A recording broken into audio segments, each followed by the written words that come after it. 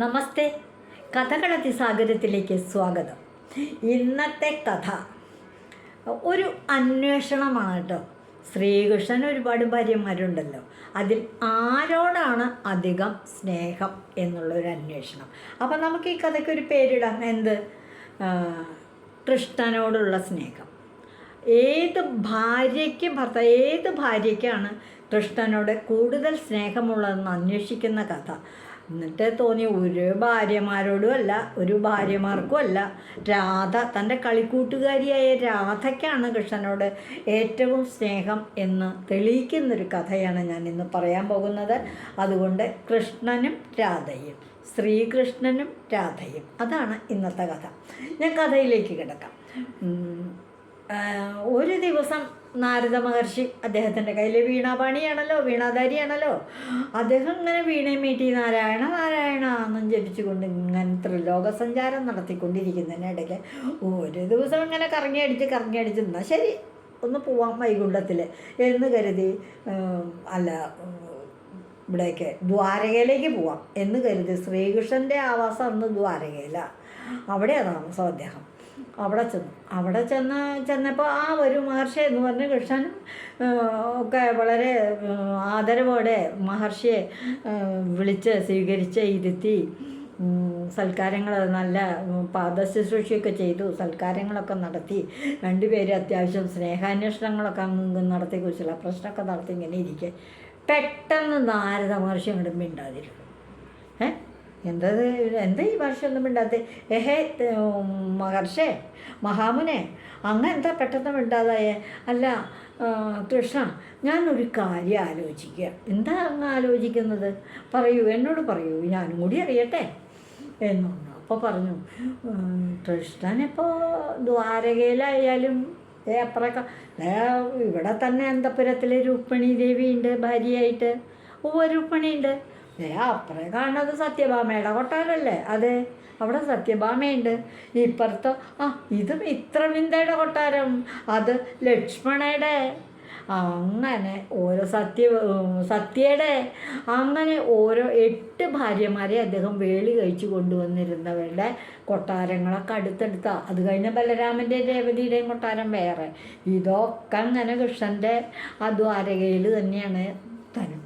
അപ്പോൾ ഇവിടെ എല്ലാവരും ഉണ്ട്. എനിക്കൊരു സംശയം ഇതാണ്, ഇതൊന്നും കൂടാണ്ട് 16,000 കന്യകമാരെ രക്ഷിച്ച് അവരൊക്കെ ഭർത്താവായി സ്വീകരിച്ചേക്കല്ലേ? അതെ, അവരുടെയൊക്കെ ഭർത്താവ് ഞാൻ തന്നെ മഹർഷി എന്ന് പറഞ്ഞു. എന്നാൽ എനിക്കൊരു സംശയം. അങ്ങക്ക് എന്താ സംശയം? പറയൂ. ഇവരിൽ ആർക്കാണ് കൃഷ്ണനോട് കൂടുതൽ സ്നേഹം? അത് ശരി, അതാണോ സംശയം? അതെ. അമ്മയ്ക്ക് എന്താ തോന്നണേന്ന് പറഞ്ഞു. അതെയോ? അത് ശരി മഹർഷി, ഞാൻ അതിൻ്റെ ഉത്തരം പിന്നെ പറയാട്ടോ. എനിക്കിതേ വല്ലാണ്ടൊരു വിഷമം. അങ്ങേക്ക് വിഷമം? അതേനെ, എൻ്റെ വെട്ടിപ്പൊളിക്കണ തലവേദന എനിക്ക്. അയ്യോ, എനിക്ക് തീരെ വയ്യ. ഞാൻ എന്താ കിടക്കാൻ പോവാ. അയ്യോ, ഞാൻ എന്നാൽ രുക്മിണിയെ വിളിച്ചാലോ? രുക്മിണിയൊന്നും വന്നിട്ട് കാര്യമില്ല, ഒരാളും വന്നിട്ട് കാര്യമില്ല. അപ്പം ഇതിനിപ്പം മരുന്നൊന്നും ഇല്ലാന്നിരിക്കും ഈ തലവേദന. മരുന്നുണ്ട്, അങ്ങ് തന്നെ പോയി മരുന്ന് മേടിച്ചുകൊണ്ട് വരണം, അല്ലാണ്ട് ഇപ്പോൾ ഇവിടെ വേറെ ആരും ഇട്ടില്ല താനും. എന്താ വേണ്ടേ, ഞാൻ എന്താ ചെയ്യണ്ടേ എന്ന് പറയുന്നു. അങ്ങ് പോയിട്ട് രുക്മിണിയോട് ചെന്ന് ചോദിച്ചിട്ട് പറയൂ, എനിക്ക് ഇതിന് മരുന്ന് എൻ്റെ ഭാര്യമാരിൽ എനിക്ക് സുഖമില്ലാന്നങ്ങോട്ട് കേൾക്കുമ്പോൾ അവർക്ക് ആകെ അങ്ങോട്ട് വിഷമാവുമല്ലോ. അവരുടെ കണ്ണുനീരിൽ ചാലിച്ച ആ മണ്ണ്, ആ കുഴമ്പ് രൂപത്തിൽ കണ്ണുനീരിൽ ചാലിച്ച ആ പൊടിമണ്ണ്, ആ കുഴമ്പ് എൻ്റെ നെറ്റിയിൽ അങ്ങോട്ട് പുരട്ടണം, എന്നാലേ ഈ തലവേദന മാറുള്ളൂ. അങ്ങ് ചെല്ലോ, വേഗം പോവൂ, എനിക്ക് വല്ലാണ്ട വിഷമാവണം. രുക്മിണീൻ്റെ അടുത്ത് പോയി ചെന്ന് ചോദിക്കും. നാരദരെ വേഗം കേട്ടപടി നാരായണ നാരായണ എന്ന് പറഞ്ഞ് അന്തപുരത്തിൽ ചെന്നു. രുക്മിണിയോട് പറഞ്ഞു, എന്താ പക്ഷേ അങ്ങ് അന്തപുരത്തിൽ? അതോ, ഞാനൊരു വിഷമം പറയാനാണ്. അങ്ങ് അവിടത്തേക്ക് വിഷമം തോന്നും, എന്നാലും എനിക്ക് പറയാണ്ട് പോയല്ലോ. ഞാൻ ഒരു അത്യാവശ്യത്തിന് വന്നത്. എന്താ വേണ്ടേ പറയൂ. പറഞ്ഞു, എനിക്ക് ഭഗവാന് കൃഷ്ണന് തലവേദന എടുക്കുന്നു. സഹിക്കാൻ വയ്യ. അദ്ദേഹം ഒരുപാട് വിഷമിക്കുന്നുണ്ട്. അതുകൊണ്ട് ഞാൻ അതിൻ്റെ മരുന്ന് തേടി വന്നത് അവിടത്തേക്ക്. മരുന്നാ? എൻ്റെ കയ്യിലിപ്പം തള്ളേ മരുന്ന്? അങ്ങ് വിചാരിച്ചാലേ കിട്ടുള്ളൂ മരുന്ന്. അങ്ങ് അയ്യോ കൃഷ്ണന് എന്താ പറ്റി എന്ന് പറയല്ലേ. രുക്മിണി അങ്ങോട്ട് വിഷമിക്കാൻ തുടങ്ങി. കണ്ണൊക്കെ അങ്ങോട്ട് നിറഞ്ഞു. അവിടുത്തെ കണ്ണുനീരിൽ ചാലിച്ച പൊടി വേണം, മണ്ണ് വേണം അദ്ദേഹത്തിന് നെറ്റിയിൽ പുരട്ടാൻ. അങ്ങ് വേഗം എനിക്ക് അവിടുത്തെ പാദധൂളി കണ്ണീരിൽ ചാലിച്ച് തരൂ എന്ന് പറഞ്ഞ് കൈ നീട്ടി നാരദന്. എൻ്റെ ധൂളിയോ? ഞാൻ ചവിട്ടുന്ന മണ്ണോ? ഭഗവാന്റെ നെറ്റിയിൽ? മഹാഭാവല്ലേ എനിക്ക്, ഞാൻ തരില്ല എന്നും പറഞ്ഞ് രുക്മിണി. അയ്യോ ഞാൻ ചവിട്ടിയ മണ്ണ് കൃഷ്ണൻ്റെ ശരീരത്തിൽ തൊട്ടാൽ എനിക്ക് മഹാഭാവമുണ്ട്. ഞാൻ അറിഞ്ഞുകൊണ്ടൊരു മഹാഭാവവും ചെയ്യില്ല എന്ന് രുക്മിണി തരില്ല എന്ന് പറഞ്ഞു. വേഗം അദ്ദേഹം കൃഷ്ണൻ്റെ അടുത്ത് തരണില്ല എന്നാണല്ലോ പറയണതെന്ന്. ചെല്ലൂ, സത്യഭാമയുടെ അടുത്തേക്ക് ചെല്ലൂ എന്നുണ്ട്. നാരദര അവിടെ ഓടി. അവിടെ ചെന്നപ്പോഴും ഭാമ പറഞ്ഞു, എൻ്റെ പാദധൂളിയോ? ഞാൻ ചവിട്ടിയ മണ്ണോ? എങ്ങനെ തരും? കൃഷ്ണൻ്റെ നെറ്റിയിൽ പുരട്ടാൻ തരുന്നു. പിന്നെ കണ്ണുനീര് ഇതേ വാർന്നൊഴുകണ കാണാനില്ലേ? കൃഷ്ണന് സുഖമില്ലാന്ന് കേട്ടാൽ പിന്നെ എനിക്ക് സങ്കടാവില്ലേ? അങ്ങൊരു കാര്യം ചെയ്യും, മരുന്ന് മറ്റെന്തെങ്കിലും എന്ത് മരുന്ന് വേണമെങ്കിലും വല്ല വാരിജാതത്തിൻ്റെ മറ്റൊക്കെ ആണെങ്കിൽ ഞാൻ ചിലപ്പോൾ വിചാരിച്ചാൽ പറ്റിയെന്ന് വരും. അതിപ്പോൾ രുക്മിണിയുടെ കൊട്ടാരത്തിൻ്റെ മുറ്റത്തുണ്ടല്ലോ. കടപട നിൽക്കണു പറഞ്ഞിട്ട് എന്താ കാര്യം? പൂവൊക്കെ രുക്മിണിയുടെ മുറ്റത്തല്ലേ. അങ്ങനെയല്ലേ പാരിജാതത്തിൻ്റെ ഒരു കഥ.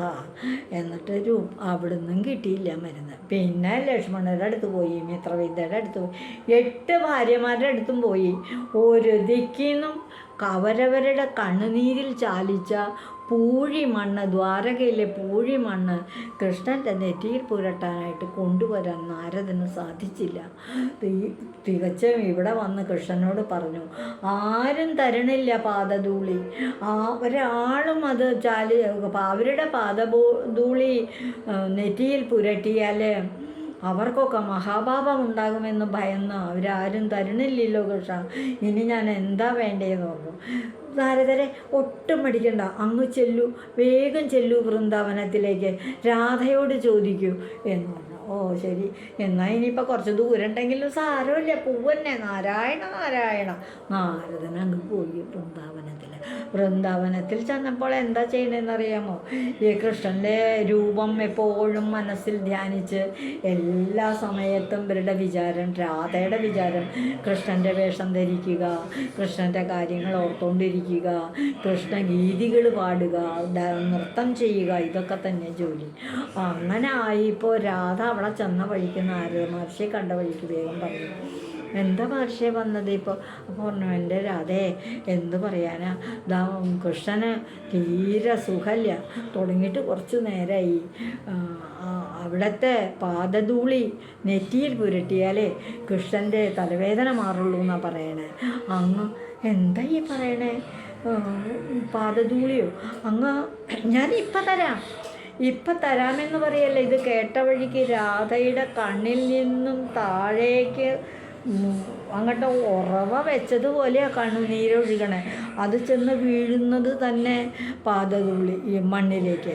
രാധ അവിടെ നിന്ന് ഒരൊറ്റ തിരിയലാണ് ആ പൊടി മണ്ണ് അങ്ങോട്ട് ചാലിച്ചെടുത്തു. കാലുകൊണ്ട് അങ്ങോട്ട് തിരുമ്മി അതങ്ങോട്ട് യോജിപ്പിട്ട് ചവിട്ടിക്കുഴച്ച പാദധൂളി, രാധയുടെ കണ്ണുനീരിൽ ചവിട്ടിക്കുഴച്ച പാദധൂളിയും കൊണ്ട് നാരദ മഹർഷി നേരെ വേഗം വന്നു ദ്വാരകയിലേക്ക്. കൃഷ്ണ ദാ പരട്ടിക്കോളൂ. രാധ വേഗം തന്നുണ്ട്. പാദധൂളി മേടിച്ച് പോരുമ്പോൾ തിരിഞ്ഞു നിന്ന് നാരദര് രാധോടൊരു കാര്യം പറയും. ഈ പാദധൂളി കൃഷ്ണൻ്റെ നെറ്റിയിലട്ട പുരട്ടാൻ പോകുന്നത്. അവിടത്തേക്ക് മഹാഭാവം ഉണ്ടാവും. അവിടുത്തെ പാദധൂളി കൃഷ്ണൻ്റെ നെറ്റിയിൽ പുരട്ടിയാൽ അത് അറിഞ്ഞുകൊണ്ടാണ്. അതൊക്കെ എനിക്കറിയാം, എനിക്കല്ലേ മഹാഭാവം. കൃഷ്ണൻ്റെ തലവേദന മാറുമല്ലോ, എനിക്കതേ വേണ്ടൂ. അദ്ദേഹം സുഖമായിട്ടിരിക്കണം, അദ്ദേഹത്തിന് വിഷമമൊന്നും ഉണ്ടാവില്ല. എൻ്റെ മഹാഭാവമൊക്കെ ഞാൻ സഹിച്ചോളാം, ഞാൻ എന്ത് വേണമെങ്കിലും കൃഷ്ണന് വേണ്ടി സഹിക്കും എന്ന് പറയുകയും ചെയ്തു. ഞാൻ പോകാമെന്ന് പറഞ്ഞ് വേഗം അവിടെ കൊണ്ടുപോകും. അത് കഴിഞ്ഞപ്പോൾ ഈ പാദധൂളി കൊണ്ടുവന്ന് കൊടുത്തപ്പോൾ കൃഷ്ണൻ 2 കൈ കൊണ്ട് അത് വാങ്ങിച്ചു. എന്നിട്ട് നാരദരോട് ചോദിച്ചു, നാരദരെ നിങ്ങളുടെ സംശയം തീർന്നു, മഹർഷി, അവിടുത്തെ സംശയം തീർന്നു. ആർക്കാണ് എന്നോട് കൂടുതൽ സ്നേഹം? ഞാൻ വേളി കഴിച്ചു കൊണ്ടുവന്ന 8 ഭാര്യമാരുടെയും സ്നേഹം അങ്ങ് മനസ്സിലാക്കിയില്ലേ? രാധ, ഞാൻ വേളിയൊന്നും കഴിച്ചിട്ടില്ല. രാധ എൻ്റെ ഭാര്യയുമല്ല. രാധ എൻ്റെ കൂട്ടുകാരി, എൻ്റെ സഖി, കളിക്കൂട്ടുകാരി കുട്ടിക്കാലം തൊട്ട്. പക്ഷെ ഞങ്ങൾ തമ്മിൽ അത്യന്തം പ്രണയമാണ് കേട്ടോ. അത് ശരിയാണ്. അത് ഉറവ പറ്റാത്ത രാധയ്ക്കെന്നോടും എനിക്ക് രാധയോടും അവസാനിക്കാത്ത പ്രേമം. അതാണ് വിശ്വപ്രേമം. ആ സ്നേഹം മനസ്സിലായില്ലേ അവിടത്തേക്ക്? എനിക്ക് മനസ്സിലായി എന്ന് പറഞ്ഞ് ചിരിച്ചുകൊണ്ട് നാരദര് നാരായണ നാരായണ പാടിക്കൊണ്ട് വീണ്ടും ത്രിലോക സഞ്ചാരത്തിന് പോവുകയും ചെയ്തു. അപ്പോൾ കൃഷ്ണനും രാധയും തമ്മിലുള്ള ഒരു സ്നേഹബന്ധം, പ്രണയം, പ്രേമം അപ്പോൾ നമുക്ക് മനസ്സിലായല്ലോ അല്ലേ? ഇതാണ് ഇന്നത്തെ ഞാൻ പറഞ്ഞ കഥ. ഇതുവഴി വന്നാലും ഇത്തിരി നേരമിരുന്നാലും കഥകൾ കേട്ടാലും കളിയായി പറയും കഥയാണേ, കാര്യം പറയും കഥയാണേ. ഞാൻ മാലതി വാര്യർ. എൻ്റെ ഫോൺ നമ്പർ 494773473634. ചുമ്മാ ഫോൺ നമ്പർ അങ്ങ് പറഞ്ഞു എന്നുള്ളൂ. എല്ലാവർക്കും നന്ദി.